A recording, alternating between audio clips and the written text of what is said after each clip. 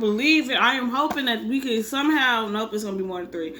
I was gonna say I hope we can get this out in 3 books, but 3 videos. I'm gonna just leave the cap at 6. Okay.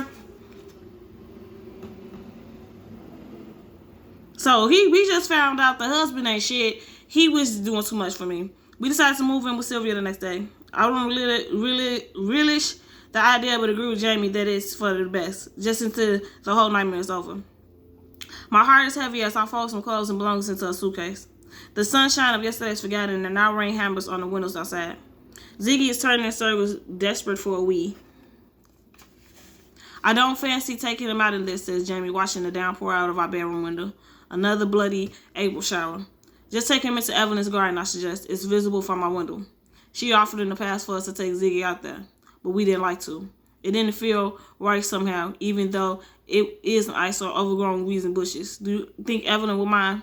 Tears spring to my eyes. I can't get used to the fact that she's no longer upstairs, sitting in her favorite chair, knitting. I pull a tissue from my sleeve and shake my head.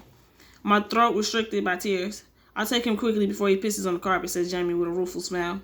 He calls the dog, and I hear the click of the lead as he snaps it onto Ziggy's collar, and the front door opening and closing. I fold clothing, wondering how long we'll be away for when I hear Ziggy bark. I glance up. I can see them outside, so I knock on the glass and wait.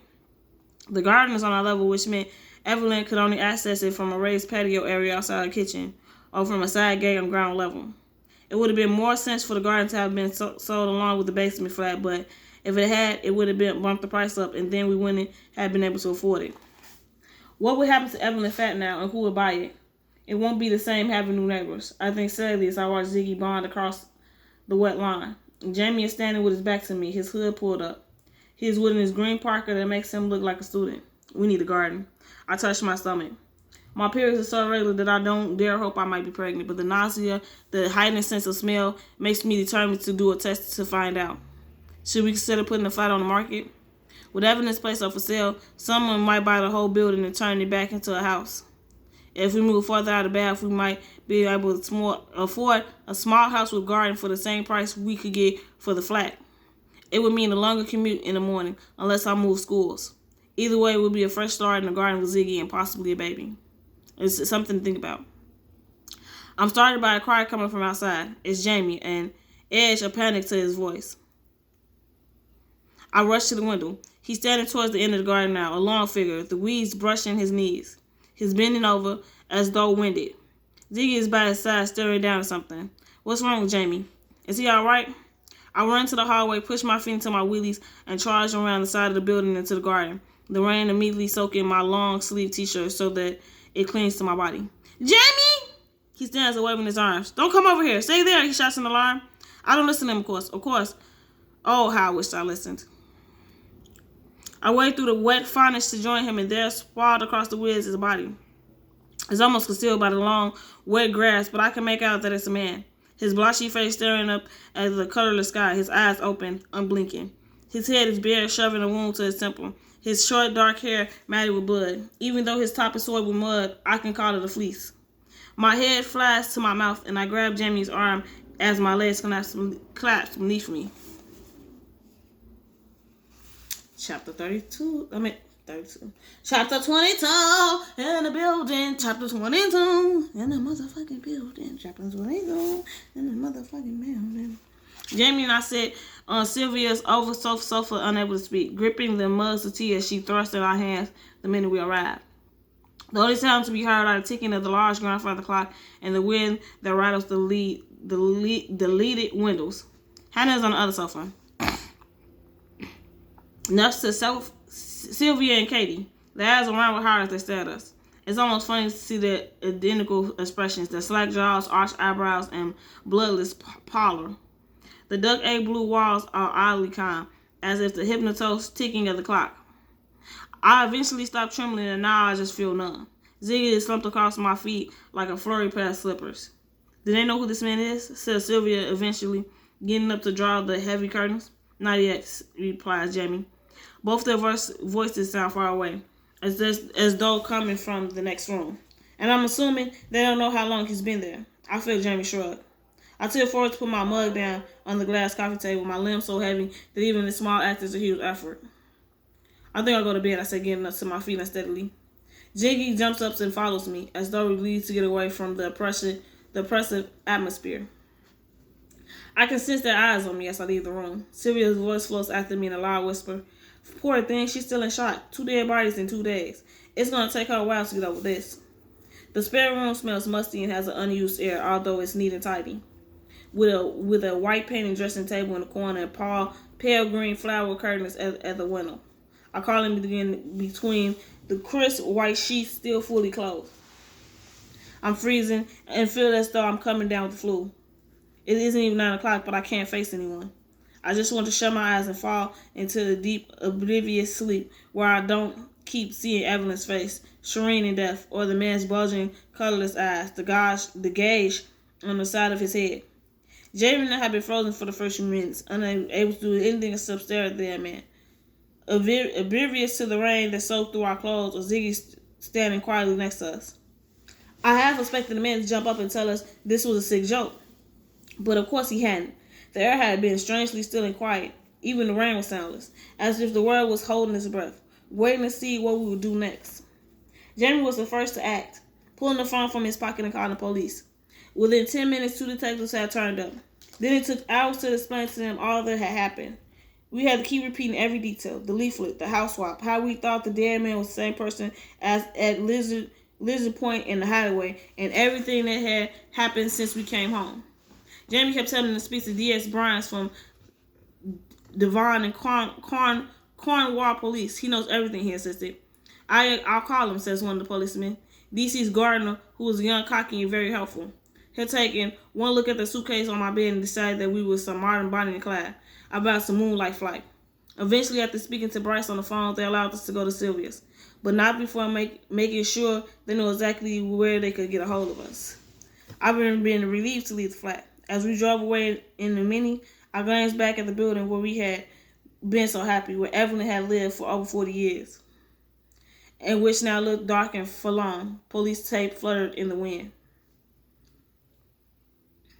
Days passed. Jamie works from Sylvia's conservatory, and I relieved to return to school, despite Sylvia insisting I should take a few days off. That I'm still recovering from the shock. But I need to throw myself back into work, to keep my mind off everything that has happened. I sense Sylvia eyeing me disapprovingly every time I move, and I know she's disappointed that I'm not processing my grief and fears, that I'm just burying them instead. On Wednesday, I'm called into the principal's office. Facility Ryder is a strong woman, 20 years older than me, with small blue eyes and a formidable face. She had dark red hair that is so stiff that it doesn't move when she walks. I often wonder how much hairspray she must use to keep her hair so intact. When she smiled, it transformed her into this warm, witty person that she really is underneath her strict facade. Can you sit down, please, Libby? She says from her side of the desk. She has glasses that she wears on a rope around her neck, so she always loses them. She puts them to her face so she can read what's in front of her. I take a seat opposite. She looks up and stares at me for a couple of seconds as if trying to work me out. Then she closes and runs her hand over her forehead. I've seen her do it countless times when talking to teachers or parents, and it's normally never a good sign. I hold my breath, waiting. I received the call. It's from a concerned parent, and she asked when I opened my mouth to ask their identity. I can't reveal who, as you well know. They were saying that you are under investigation at the moment, and they don't feel comfortable that you continue to work in the school. Under investigation for what? Nosy motherfucker.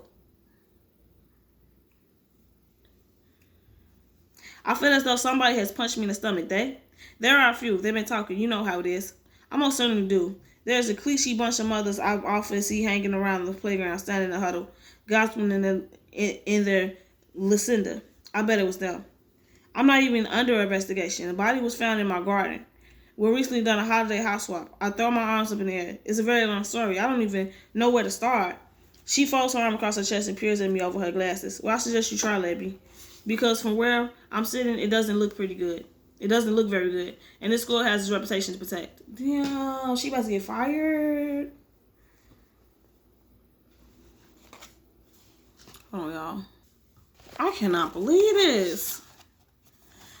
Suspended. She suspended me. I cried as soon as I walked into the conservatory with Jimmy's tapping away at his laptop. I noticed he had 3 empty mugs in front of him. Someone has obviously been keeping him topped up with caffeine. He looks up. What? Why? Parents complain. They knew about the body we found. They don't want me teaching their students until it's all been resolved, and I found to have nothing to do with it. I singled to one of the chairs in disbelief. Shit, Jay. This could ruin my career. My mouth is so dry I could hardly swallow. Jamie jumps up and comes to sit beside me. He grabs my hand. Don't worry. They'll find out she got nothing to do with it soon enough. And then you can get back to teaching. It will be fine. All my reputation will be in tatters. We found a dead body in our bloody garden. They're not going to think it was Evelyn, are they? Even if she was still alive. She was 80 years old. Oh, God. I clutched my chest. I can barely breathe. Not being able to teach feels like my soul has been ripped from my body. I changed my life to make it happen. I defined myself by my job, and I'll do anything for the school. I had put myself in danger to protect the child without giving it a second thought. They said I was a hero. They waited to give me a bloody award, but I shielded away from it. Not wanting any more attention, and now this. If I can no longer teach, I don't know who I am. I wonder if this is what it's like to have a heart attack. It's what killed Evelyn. D.S. Bryce had telephoned to inform us after specifically requestioning the information from Avon and Somerset police. Had this been what it was like for her? This tightening as though being squeezed in a vice, this pain?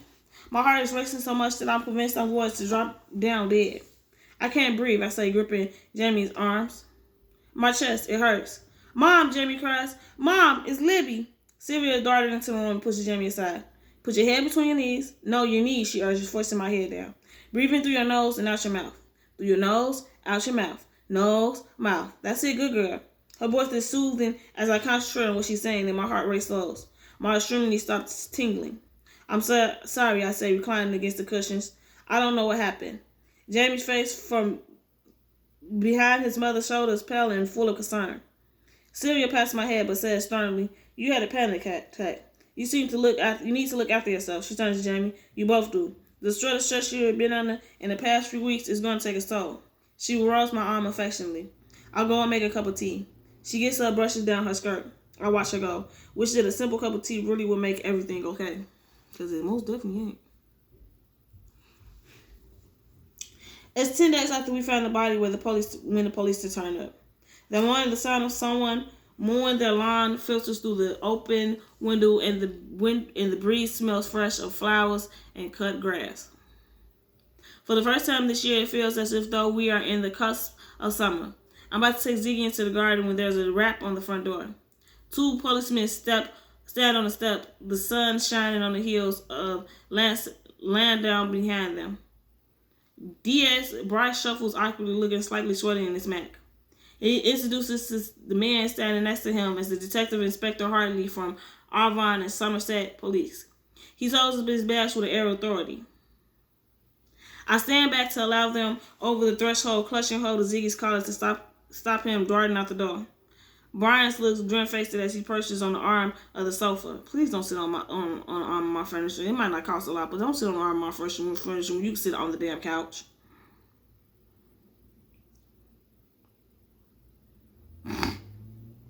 Harley is younger but more serious looking with a craggy face, closely cropped hair, and eyes that suggest she's seen it all over the years. Sylvia, never normally one for tag, makes herself squares. Luckily, Kate is out, and Hannah and Flex are engorged in the coach house.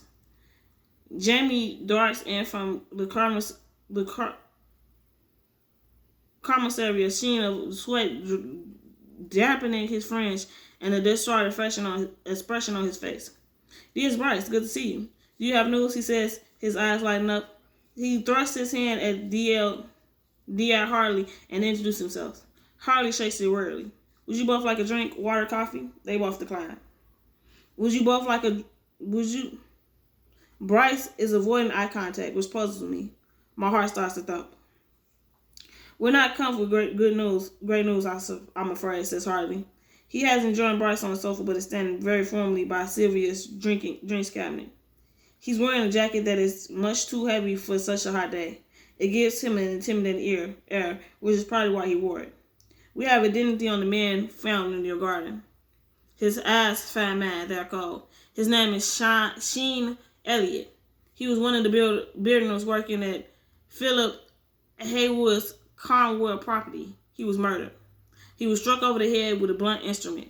He pauses, his eyes narrowing, the flicker of a sneer on his lips as though he's taking enjoyment in this. Does the name mean anything to you? I've never heard of him, says Jamie, frowning. You don't know him, do you, Libby? I shake my head and address Brightness, who's sitting silently. My maiden name is Elliot, but I don't know a Sheen Elliot. Harley smokes as though expecting me to say this. I make up my mind there and then that I don't like him. I think you're lying, Miss Hall, he says. I can feel myself blushing with indignation. Now, wait a minute. Jimmy is unusually quiet. I can sense him watching me. Harley consults a piece of paper in his hand. It seems, Miss Hall, that you knew Sheen Elliott 10 years ago. 10 years ago? I do a mental calculation. In 2007, I would have been 20. I noticed Jamie frowning. According to this, he saw the world like a... Oh my God, can we...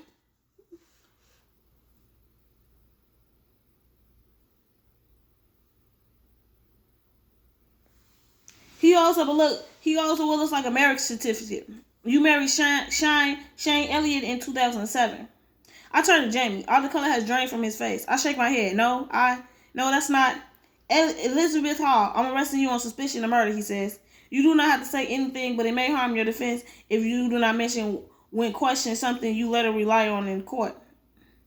Anything you do say may be given in evidence. Oh my God!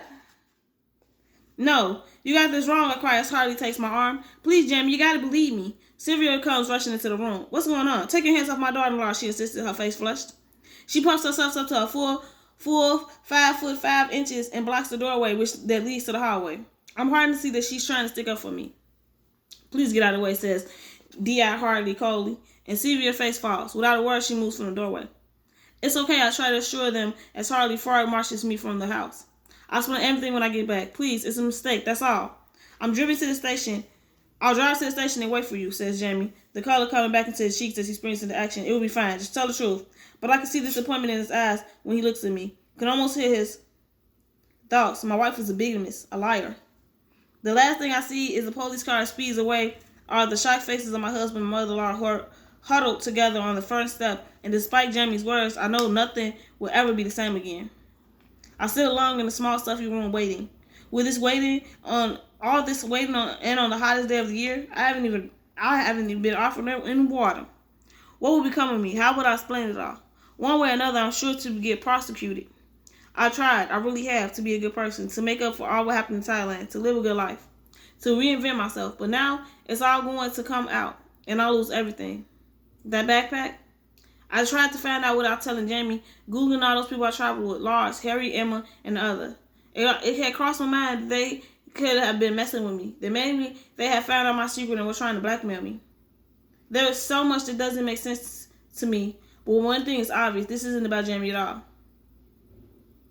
This is about Thailand and me, and about Karen Fisher. Because we know that her and something happened. Katie is dead. Katie died. She worked in a brothel. She was a hoe. She had an abortion. These are things we know. Now, as we go into part 2,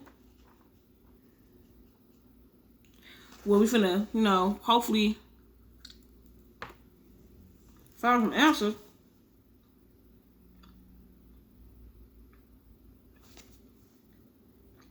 Oh, Karen might not be dead. Oh.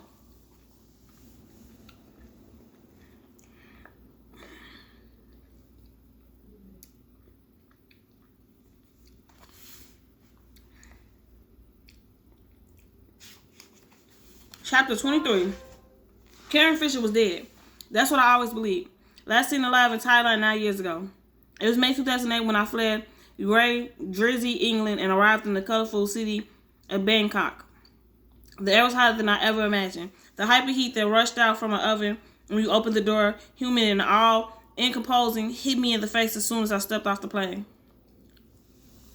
And the smells. Food cooking on the pavement, sweet and punted, The river still with an undercurrent of fish, animal dung, and traffic fumes. It was like another world. I was used to living in North Yorkshire, with the moors and the trees and the quaint city of York on my doorstep. Even if I had spent a few years living in a high-rise tower block strained with graffiti and despair. Before Sheen took me away from all that, I've been to university in Sheffield and thought that was frenetic, but Bangkok was something else. I remember the first days after I arrived, walking around the store in a daze, gazing in wonder at the paradise and the huge golden reclining Buddha, at the busy river ferries crammed with people, and the traffic that soon passed in 6 different lanes. Tuk-tuks weaving in and out of cars and vans as though the drivers had a death wish. I even spotted an elephant trudging along a pavement, led by a man who smiled toothfully and gestured to people as he passed. I took it all in, giddy with happiness and relief. I had escaped. After spending a week in Bangkok, I decided to try my luck in the south. I fancied lounging around the beaches, taking a dip in the warm, jade-colored sea, snorkeling among the coral, or diving off a boat in the middle of the ocean. I could do anything now.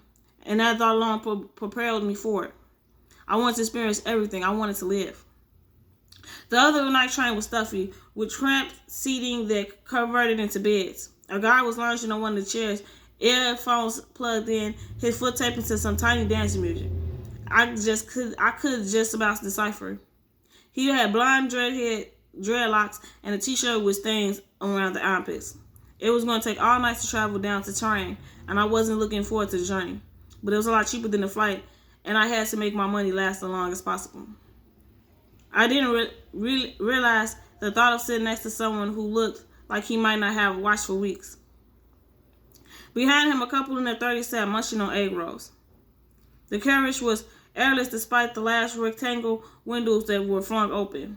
I could see knots of people congregated on the platform, most of them with backpacks and maps and perplexed expressions on their face. As I ambled along the aisle, I stopped to let a teenage girl heave her backpack into the compact overhead. Somebody was pushing into me, forcing my own bag into my kidney, and I spun around irritably. A blond, preppy guy with a smug face stared back, his mace head propping up over his shoulder like a jack-in-the-box. "Get a move on," said the guy in a plumpy accent, his friend leering at me. I swore at them, using the C word, enjoying the way they shrunk back in alarm. They hadn't expected such vile language from a girl my size, I thought as I walked further down the carriage. They didn't know that I lived on the type of housing estate that they only saw in gritty urban TV dramas. I was used to looking after myself. Act like a hard nut and people would leave you alone. That was Sean's motto. I learned a lot from him. I spotted a space at the end of the carriage. A girl about my age sat right next to the window, facing the floor, flicking through a magazine. There was an empty seat next opposite her. I contemplated it, but it meant I'd be going backwards when the train started to move. I'd rather have her seat.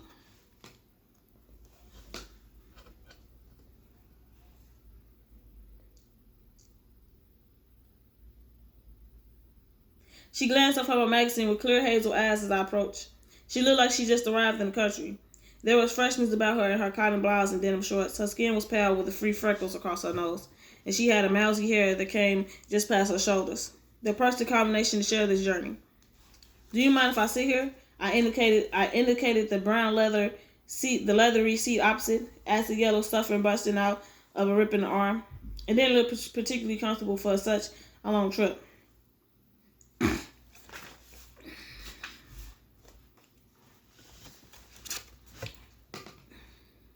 She beamed. She had dimples in her cheeks on each side of her mouth.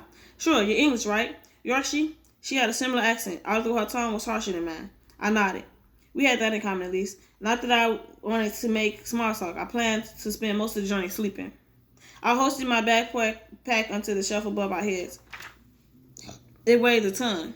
My spine felt like it had been crushed by it over the past 2 weeks. "I'm carrying," she said, extending a slim, pale hand rather formally.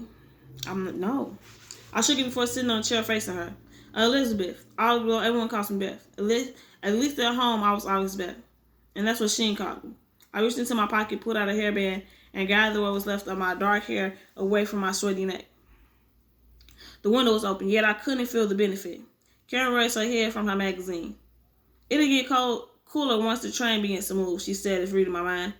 She must have noticed the bleeds of sweat that had formed around my hairline, trickling to my eyes. It was 6 o'clock in the evening, yet the heat was reckless. Karen went back to her magazine and I studied her slender neck, her protruding collarbones. What was her story, I wondered. Maybe I should speak to her after all. But first, I needed her to swap seats. I cleared my throat to get her attention while fiddling with the corner of my t-shirt in what I hoped would be a self-conscious but enduring manner. She looked up. I get terrible travel sickness, I said. I've taken a field, but it would really help if I could sit forward-facing. Would you mind? I smiled sweetly. I noticed a trace of surprise in her expression when she tried to cover up. Of course, no worries. She got up quickly, clutching her magazine to her chest. So obliging. That was a good sign. I stood up too. She was tiny, even smaller than me. We did a kind of shy shuffle to change places. I could tell she wasn't entirely happy with our swap, but she was either too well-mannered or too crowded to say. She had an aura of contentment about her, as though she was used to being on her own.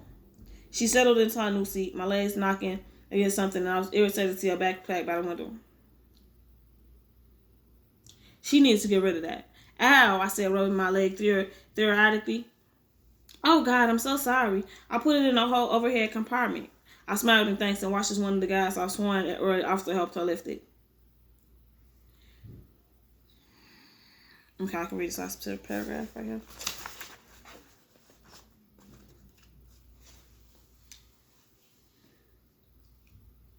I smiled in thanks. Okay. She was pretty. I had to concede that, but her mouth was slightly too large and her nose too large to be considered beautiful. And of course, she had those cute dimples. That helped. She sidled back into her seat, flushed but not smiling. If anything, she seemed embarrassed and a little infuriated by the attention. I reappraised her. That was interesting. I get the sense that she was running away, like me. I needed to find out more about her. We could be kindred spirits, her and me. I was happy to travel around Thailand by myself, but it would be more fun to have a companion. So Karen, I began, what's your surname?